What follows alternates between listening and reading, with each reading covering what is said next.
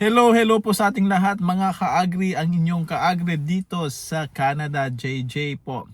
At gusto ko lang i-shout out muna ang kaibigan natin ngayon na isang taon na sa dairy farming industry sa may bansang Japan ay Taiwan. Shout out sa iyo, Jensen. Yan po.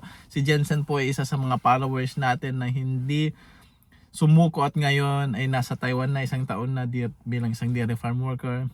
Yan, God bless sa iba pang years, sa susunod na years na pag-stay mo sa dairy farming at magagamit mo yan.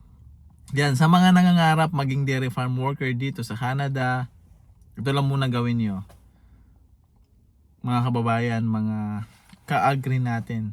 Unang gawin nyo is maghanap kayo ng mga agency dyan sa Pilipinas na nagpapalis o nag-hire bilang isang dairy farm assistant or worker sa bansang Japan, Taiwan, United Kingdom, Hungary, Saudi Arabia. Yan po yung mga gawin nyo. Yung mga agency hanapin yung nagpapaalis. Kasi yung mga agency na yan hindi nangailangan ng overseas experience or mga local trainings lang sa Pilipinas is pwede nyong gamitin sa pag-apply sa kanila. And then yan, habang pag kayo na hire, yan na ang start ng pangarap nyo maging dairy farm worker dito sa Canada, dahil ang magiging yung farming experience sa Taiwan, sa Japan, Saudi Arabia, Hungary is magiging bala nyo sa pag-apply dito soon dito sa Canada bilang isang dairy farmer. Huwag kayong mag-alala, huwag kayong mawalan ng pag-asa, hindi pa hulila ang lahat para makapag-Canada ka bilang isang dairy farm worker. Dito ka sa bansang Canada, ang agriculture industry, especially dairy farming, is laging in demand yan.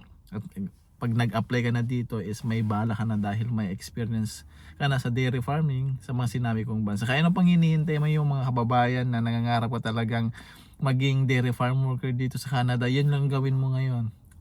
Panuorin mo ang buong video para yon, alam mo lahat ng gagawin mo, yung step by steps. At pag may dairy farming experience ka na, tiyak pasok ka na sa banga dito sa bansang Canada. God bless mga ka-agri.